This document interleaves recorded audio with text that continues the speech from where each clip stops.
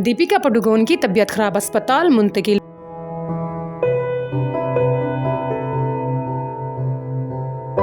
Bollywood star Deepika Padukone की तबीयत अचानक खराब होने की वजह से इन्हें फौरी तौर पर अस्पताल मुंतकिल करना पड़ा। भारतीय मीडिया के मुताबिक दीपिका अपनी नई आने वाली फिल्म की शूटिंग में मसरूफ थीं, जहां इन्हें घबराहट महसूस हुई, जिसके बाद इन्हें मुंबई के ब्रीच कैंडी अस्पताल ले जाया गया। रिपोर्ट्स के मुताबिक अदाकारा को फौरी तौर पर एडमिट कर लिया गया, जहाँ इनके मुतादिद टेस्ट किए गए। ताहम अदाकारा की तबीयत बेहतर है।